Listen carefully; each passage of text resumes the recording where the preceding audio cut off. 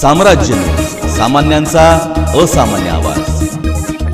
22 जानेवारी 2024 रोजी शासकीय सुट्टी जाहीर करा। युवा सेना कार्यकारिणी सदस्य सुजित खुर्द। युवा सेना कार्यकारिणी सदस्य सुजित खुर्द यांच्या माध्यमातून कुमार आशीर्वाद जिल्हाधिकारी सोलापूर यांना दिनांक 22 जानेवारी रोजी शासकीय सुट्टी जाहीर करण्यात यावी म्हणून निवेदन देण्यात आले। यावेळी बोलत असताना युवा सेना कार्यकारिणी सदस्य सुजित खुर्द म्हणाले, प्रभू श्रीरामाची प्राणप्रतिष्ठा करण्यासाठी सध्या अयोध्येत मंदिर परिसरात जय्यत तयारी सुरू आहे। समस्त हिंदू समाजाला अभिमान वाटावा अशी घटना येथे 22 जानेवारीला घडणार आहे।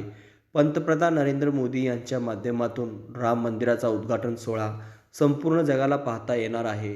जानेवारी महिना पुढचा अखंड वर्ष आपल्याला मिळत आहे, तर सर्वोच्च न्यायालयाने दिलेल्या निर्देशानुसार एखादी शासकीय सुट्टी रद्द करून त्याऐवजी 22 जानेवारी रोजी शासकीय सुट्टी जाहीर करावी। समस्त भारतवासियांना हा अभूतपूर्व सोहळा पाहण्यासाठी मिळेल।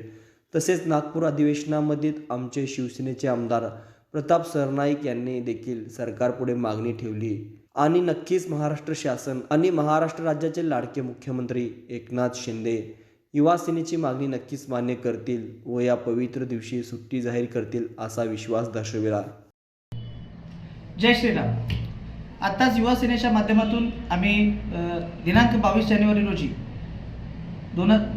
2024 रोजी शासकीय सुट्टी जाहीर करावी असे एक निवेदन जिल्हाधिकाऱ्यांना आम्ही दिलेलं आहे। अखंड भारताचे आराध्य दैवत प्रभू श्रीराम यांची प्राणप्रतिष्ठापना अयोध्येच्या पुण्यभूमीमध्ये होणार आहे। पंतप्रधान नरेंद्र मोदी यांच्या हस्ते ती प्राणप्रतिष्ठा होणार आहे आणि याच दिवशी म्हणजे अखंड भारतामध्ये एक दुसरी दिवाळी साजरी होणार आहे। आज त्या दिवाळीची लगबग आपल्याला दिसून येते आहे। मंदिर असतील, गल्लोगल्ली त्याचं आपल्याला म्हणजे एक नवं चैतन्य आपल्या म्हणजे भारतवर्षामध्ये एक दिसून येते। आपले मंदिर असतील, आपले विविध जिथं आपण प्रार्थना करतो तिथले सगळे म्हणजे त्यांची साफसफाई चालू आहे आणि एक मोठ्या उत्साहाचं वातावरण हिंदू धर्मातील सर्व लोकांमध्ये आहे।